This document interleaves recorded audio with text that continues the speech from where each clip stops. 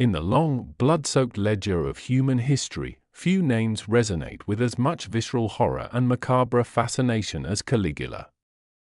For 2,000 years, Gaius Julius Caesar Augustus Germanicus has served as the ultimate cautionary tale, a dark symbol of the absolute corruption that inevitably follows absolute power. When we hear his name, we see a hollow-eyed madman, a sexual predator, and a sadistic architect of Rome's humiliation. We see a man who declared war on the sea and sought to make his horse a consul. But the monster we remember was not born in a vacuum. He was the final, twisted product of a dynasty that devoured itself from the inside out. To understand the mad emperor, we must first look at the traumatized child who survived the most lethal household in the ancient world. Born on August 31, 12 CE, in the resort town of Antium, Gaius entered a world of deceptive stability. He was the third son of the most beloved couple in the Roman Empire, the brilliant general Germanicus and the indomitable Agrippina the Elder. His lineage was a who's who of Roman power, grandson of Mark Antony, great-grandson of Augustus, and nephew to the future Emperor Claudius. In the eyes of the Roman public, he was part of the Golden House, the hope for a future that would move past the grim, cold efficiency of the aging Emperor Tiberius. However, beneath the surface of this golden lineage lay a rot of paranoia and shifting loyalties that would soon claim almost everyone Gaius loved. Gaius's childhood was not spent in the pampered luxury of a Palatine villa, but in the iron and leather reality of Roman military camps. His father, Germanicus, was a man of the legions, and Agrippina was a woman who refused to be left behind, often appearing in the camps as a symbol of Roman matronly virtue and strength. She brought her young children to the Rhine frontier, where Germanicus was tasked with the monumental job of suppressing mutinies and avenging the humiliating defeat of the Teutoburg forest. It was here, amidst the mud, the biting cold, and the constant threat of Germanic tribes, that the legend of Little Boots was born. Agrippina, a master of political theater, understood the power of a mascot to endear the ruling family to the common soldier. She commissioned a miniature version of the legionnaire's uniform for her toddler son, complete with a tiny breastplate and the Caligula, the heavy, iron-studded military boots that were the trademark of the Roman infantry. To the battle-hardened soldiers, the sight of the 2-year-old Gaius toddling through the camp was an irresistible spectacle. They nicknamed him Caligula. It was intended as an endearment, a term of rough soldierly affection. Yet, for Gaius, this name would eventually become a mark of psychological scarring. It infantilized him, reminding him of a time when he was merely a puppet in his parents' political games, a living prop used to secure the loyalty of the rank and file. He would grow to loathe the name, seeing it as a reminder of a childhood that was never truly his own, but rather a performance for the masses. The trajectory of Gaius's life altered forever in 19 CE. While on a high-stakes diplomatic mission in the East, his father Germanicus died in Antioch under circumstances that immediately screamed of foul play. The public's grief was hysterical and bordering on revolutionary. Rumors spread like wildfire that Germanicus had been poisoned on the orders of the Emperor Tiberius, who allegedly feared the young general's overwhelming popularity and his potential to seize the throne. Agrippina returned to Rome not as a mourning widow, but as a political crusader. She carried her husband's ashes through the streets, surrounded by her children, essentially accusing Tiberius of murder in front of the entire Roman world. This was the moment the house of Germanicus became a target for the state. Tiberius, a man of cold, calculating paranoia, began a systematic purge of his rivals, assisted by the ruthless Praetorian prefect, Sejanus. Gaius watched as his world was dismantled with surgical cruelty. His mother was eventually arrested and exiled to the island of Pandateria, where she would later die of starvation. His eldest brothers, Nero and Drusus, were imprisoned. Nero was forced into suicide, and Drusus was starved to death in a basement room of the imperial palace, reportedly attempting to eat the stuffing of his mattress in his final hours. These were not just political executions, they were the systematic erasure of Gaius's support system, leaving him isolated in a world where everyone was a potential executioner. By the time he was a teenager, Gaius was the only male survivor of his immediate family. He was kept under the watchful, predatory eyes of his great-grandmother Livia and later his grandmother Antonia the Younger. He lived in a state of perpetual, high-functioning terror.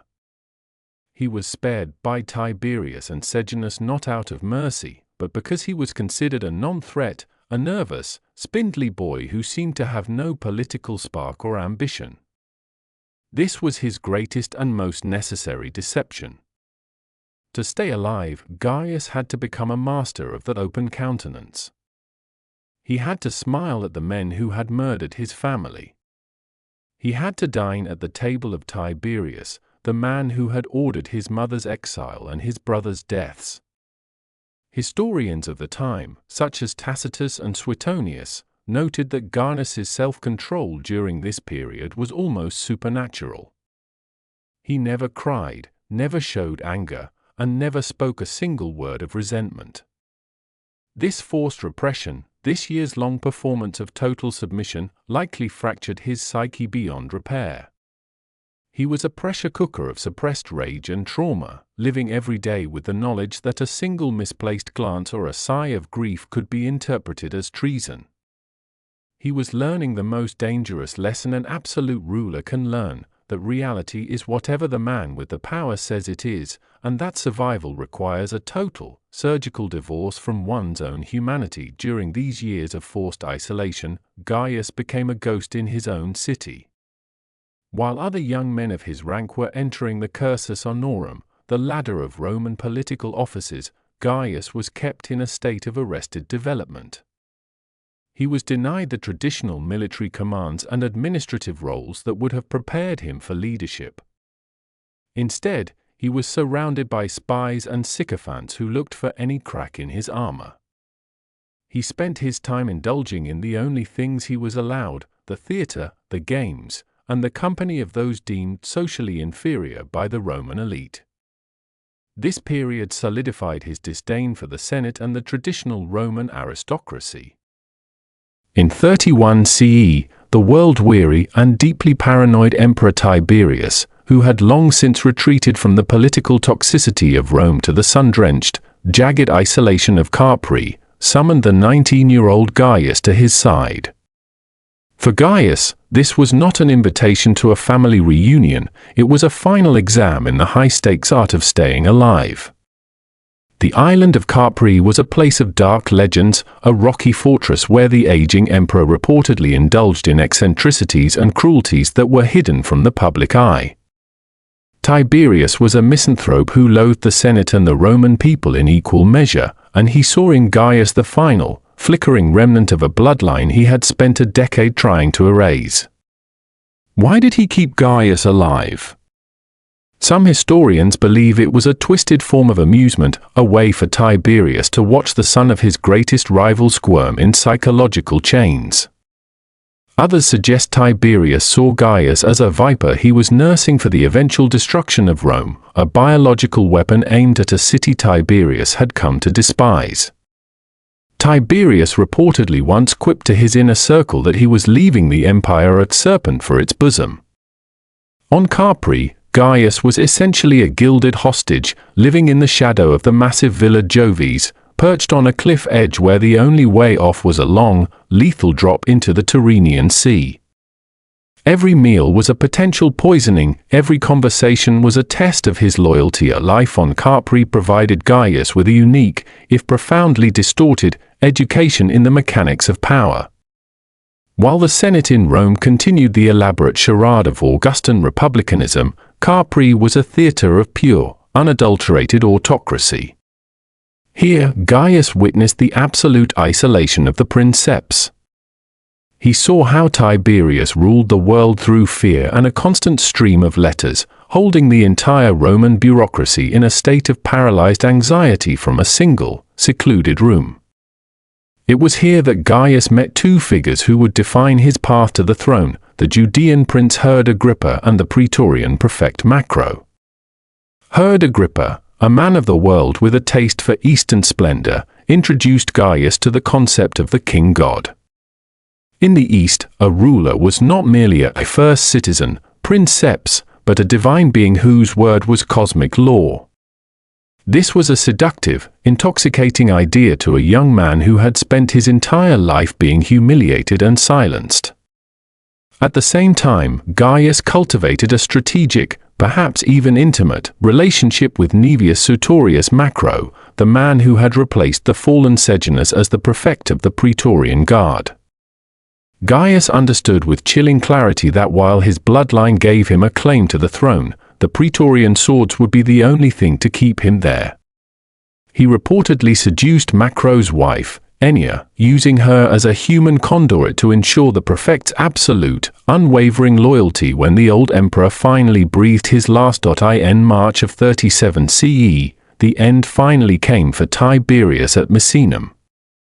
The circumstances of his death are shrouded in the typical mystery and dark suspicion of Roman succession.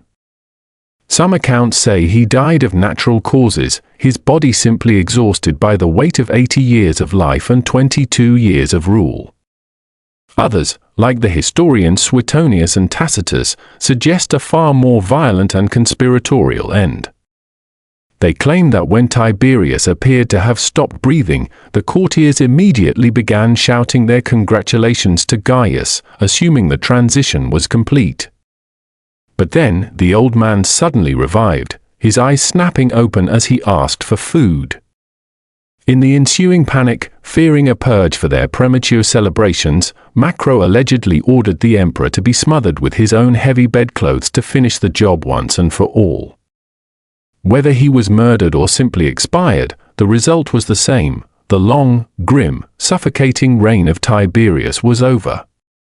Gaius, the son of the beloved and martyred Germanicus, was now the absolute master of the Roman world. He was 25 years old, professionally inexperienced, deeply traumatized, and suddenly possessed of the greatest concentration of power on the planet. Gaius's entry into Rome was a scene of unparalleled, almost hysterical public jubilation. The people were bone-weary of Tiberius's austerity, the constant atmosphere of the maestas, treason, trials, and the reclusive nature of the previous administration. In Gaius, they saw the literal resurrection of Germanicus. He was hailed with pet names, our star, our chick, and our baby. His first acts as emperor were a masterclass in calculated populism. He personally sailed through dangerous waters to the islands of Pandateria and Pontia to recover the ashes of his mother and brother, bringing them back to Rome in a display of filial piety that moved the entire city to tears. He paid out the massive legacies left by Tiberius and Livia, which had been tied up in legal limbo for years, and he famously ordered the records of the treason trials to be burned in the Forum, declaring a total amnesty and an end to the era of secret informants. He abolished unpopular taxes and organized massive, expensive games and gladiatorial spectacles that seemed to indicate a return to the joy of life that had been missing since the early days of Augustus. For the first 6 months, it truly seemed as though a golden age had arrived. But this prosperity was built on a foundation of shifting sand and depleted silver. Gaius was spending Tiberius's carefully hoarded 2.7 billion sesterces at a rate that would soon leave the imperial treasury hollow, and his deep-seated psychological scars were about to be ripped open by a personal catastrophe that would change the course of Western history forever. During this golden age, Gaius was still performing the role of the humble princeps. He refused high-sounding titles and appeared to respect the Senate's traditional role. However, the mask was already becoming heavy. The years of forced submissiveness on Capri had left him with a desperate, almost pathological need for validation and control. He began to demand that his 3 sisters, Agrippina the Younger, Drusilla, and Julia Livilla, be included in the annual oaths of loyalty taken by the army and the Senate. This was an unprecedented elevation of women in the Roman state and a sign that Gaius viewed the empire as a private family estate rather than a public trust. His obsession with his sister Drusilla, in particular, began to raise eyebrows in the more conservative corners of the Roman aristocracy. While the rumors of incest may have been later inventions of hostile historians, his emotional dependence on her was undeniable. She was the only person alive who had shared the terrors of his youth, the only person he truly trusted. When the honeymoon phase of his reign was interrupted by a near-fatal illness, Gaius emerged from his sickbed not as a grateful survivor, but as a man who realized that his power was the only thing standing between him and the grave. The serpent that Tiberius had predicted was about to reveal its true colors, and the Golden Age was about to descend into a nightmare of blood, excess, and divine pretension. In late 37 CE, the euphoric honeymoon of Caligula's reign was shattered by a terrifying medical emergency. The emperor collapsed into a deep, death-like illness, likely brought on by the sudden, crushing weight of absolute power on a mind already fractured by a decade of trauma. The entire Roman Empire fell into a state of collective, hysterical mourning. Thousands of citizens slept in the rain-slicked streets around the Palatine Hill, offering their own lives to the gods in exchange for his recovery. One citizen even famously vowed to fight as a gladiator if the emperor survived. When Gaius eventually emerged from his bedchamber months later, he was no longer the golden child of Rome. He was a man who had looked into the abyss and realized that while he lay dying, his loyal advisors, including his mentor Macro and his cousin Tiberius Gemellus, had already begun discussing the transition of power.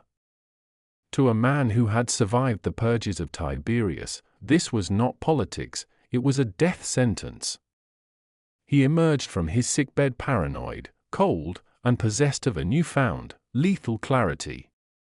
Some modern medical theories suggest he suffered from encephalitis, lead poisoning, or a severe nervous breakdown. But perhaps the real madness was a logical conclusion. He realized that as long as he played the role of the humble citizen, he was replaceable. To be safe, he had to be a god. This psychological rift was finalized shortly after his recovery when his favorite sister, Drusilla, suddenly died in June of 38 CE.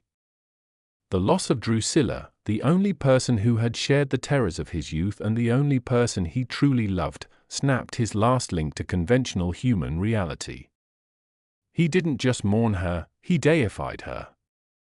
He declared her Panthea, the all-goddess, and ordered the entire empire to observe a state of mourning so strict that laughing or bathing became a capital offense. Gaius's behavior shifted with violent speed from populist benevolence to erratic, calculated autocracy. He acted with surgical coldness to eliminate those who had plotted during his illness. He forced the young, innocent Tiberius Gemellus to commit suicide, reportedly sending a centurion to the boy's room to oversee the act. He then turned on the man who had placed him on the throne, Macro. The Praetorian prefect and his wife Ennia were arrested and forced to take their own lives. With the old guard removed, Gaius began a systematic, psychological campaign to humiliate the Senate. He had spent his youth hiding his feelings from a tyrant. Now, he would make the world hide their feelings from him. He realized that the Senate's prestige was merely a gift from the princeps, and he took every opportunity to strip it away. He forced high-ranking aristocrats to serve him at dinner like common household slaves, or made them run for miles alongside his imperial chariot. His most famous acts of insanity, threatening to make his horse, Incitatus, a consul, were likely weaponized satire. By suggesting a horse could hold the highest office in the land, he was telling the senators that they were so servile, so useless, and so devoid of merit that a beast of burden could do their job just as well. As his reign progressed, Gaius's megalomania took on a cosmic scale. He began to appear in public dressed as the gods, Jupiter, Hercules, and even Venus, and ordered that the heads of the most famous statues of the gods in Rome be removed and replaced with his own likeness. He connected his palace on the Palatine to the temple of Jupiter on the Capitoline by a massive bridge, so he could commune with his fellow deity on equal terms. His construction projects were equally defiant of physical reality. He built a 2-mile floating bridge of merchant ships across the Bay of Baiae, covered it in earth and stone, and rode his horse across the sea while wearing the breastplate of Alexander the Great. This wasn't just a party, it was a defiance of a prophecy that had once said he had no more chance of being emperor than of riding a horse across the bay. He was a man who had been told no for his entire childhood, and now he was a man for whom no was an invitation to a death sentence. His military campaigns were equally theatrical and bizarre. When he marched to the shores of the English Channel for an invasion of Britain and realized his troops were not psychologically prepared, he reportedly ordered them to attack the ocean and collect seashells as spoils of Neptune. To the soldiers, it was a humiliating waste of time. To Gaius, it was a demonstration that even the god of the sea was subject to his imperial whim. The final blow, the assassination on the Palatine, by 41 CE, the pressure was at a breaking point. Caligula had spent the imperial treasury into total bankruptcy, humiliated the Roman aristocracy beyond repair, and, most dangerously, he had begun to mock the very men who protected him, the Praetorian Guard. He frequently gave the guards insulting or effeminate watchwords and openly ridiculed Cassius Chaerea, a senior officer and decorated war hero, for his high-pitched voice and supposed lack of manliness. Chaerea, a man of the old Roman school of military honor, became the spearhead of a desperate conspiracy. On January 24, 41 CE, during the Palatine Games, the conspirators cornered Gaius in a narrow, dimly lit underground corridor of the palace. Chaerea struck the first blow, reportedly shouting "Take this," as he plunged his sword into the emperor's neck. The other conspirators swarmed, stabbing Gaius 30 times in a frenzied ritual of catharsis. He was only 28 years old. In their fury to erase the House of Germanicus, the assassins also hunted down and killed his wife Caesonia and his infant daughter, Drusilla, dashing the child's brains against a stone wall. That little Boots, who had survived the lethal purges of Tiberius, had finally been consumed by the very cycle of violence that had forged him. Caligula's reign lasted less than 4 years, yet it fundamentally and irrevocably changed the nature of the Roman Empire. He was the first emperor to truly dispense with the republican mask created by Augustus and rule as an unashamed, absolute autocrat. While history, written by the senators he humiliated, remembers him as a monster and a madman, a closer look reveals a product of a monstrous system. He was a child of profound trauma who inherited a world that demanded he be either a victim or a god. He chose to be a god, and in his violent end, he proved just how mortal a Roman emperor could truly be. He left behind a shattered reputation, a bankrupt treasury, and a city that would never again believe the lie that the emperor was merely a first among equals. The era of the divine Caesar had truly begun, and the shadow of the little Boots would hang over the Palatine for centuries to come.